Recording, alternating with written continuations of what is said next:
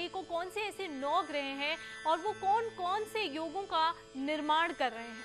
क्या कोई एक बड़ा बदलाव आप देखते हैं इस 16 मई के बाद? देखिए, यहां पर सबसे पहली बात तो यह है कि उस दिन जब हम गोचर की बात करते हैं, ग्रह दशा की बात करते हैं, लगन की बात करते हैं, तो लगन चंद्रमा का लगन यहां पर बना हुआ है। चंद्रमा का लगन यानी चंद्रमा पंचम भाव में बैठा हुआ है, उसके एग्जैक्टली सामने भागेश में, यानी भागेश की बात करें तो शुक्र वहां पे विराजमान है। और अगर हम लाभेश की यानी 11वें घर की बात करें तो बुध और सूर्य बुद्धादित्य और प्रारब्ध योग का निर्माण करते हैं।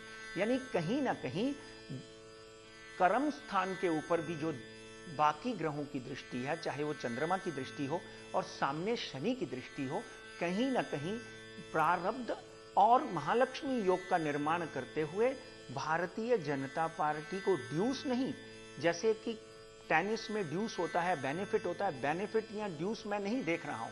कहीं ना कहीं माननीय नरेंद्र मोदी की कुंडली और राजनाथ सिंह की कुंडली का जब हम अध्ययन करते हैं, इन दोनों की कुंडलियों का जब हम अध्ययन करते हैं, तो कहीं ना कहीं इनके सत्ता में आने के जो योग हैं वो 100 में से 70 से 75% बनते हैं।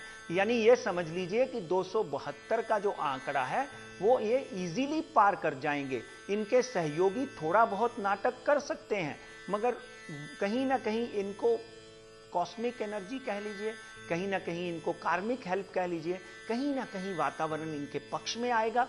और भारतीय जनता पार्टी जिसका मिथुन लगन है, वृश्चिक राशि है, और 16/4 की बात करें तो उस दिन कर्क लगन वृश्चिक राशि है। कहीं ना कहीं इन दोनों का जब हम समावेश करते हैं तो वो सत्ता में आते हुए दिखाई देते हैं। अब बात करें कांग्रेस की कुंडली का जब हम अध्ययन करते हैं तो कन्या राशि, इस वक्त राहु की महादशा चल रही है।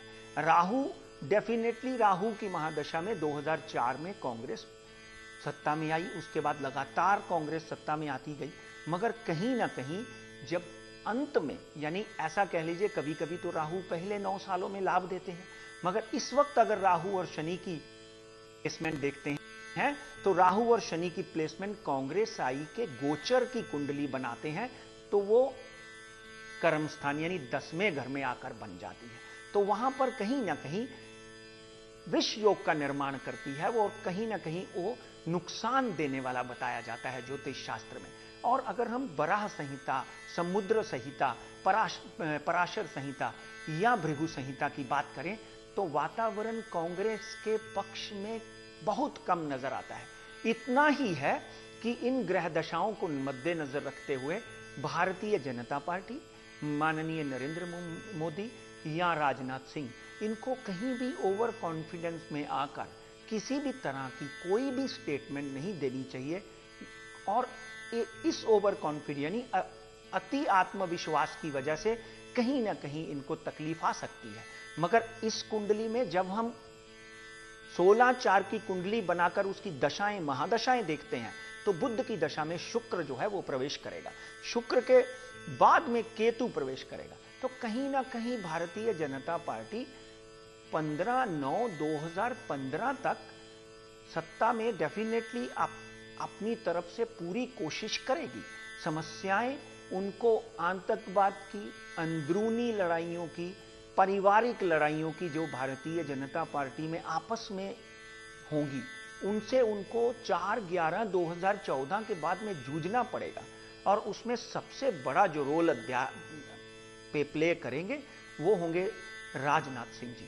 राजनाथ सिंह की कुंडली का जब हम अध्ययन करते हैं तो डेफिनेटली एक पिता और सूर्य से प्रभावित कुंडली। आप देखते हैं जब भी वो बोलते हैं तो उनकी आवाज या उनका ऑरा या उनका स्टाइल जो है वो बिल्कुल सूर्य से प्रभावित हॉरोस्कोप है, जिसके कारण राजनाथ सिंह जो है वो कहीं ना कहीं आपसी क्लेशों को दूर करके भारतीय जनता पार्टी को मजबूत करने में अपना सबसे बड़ा रोल अदा करते रहे।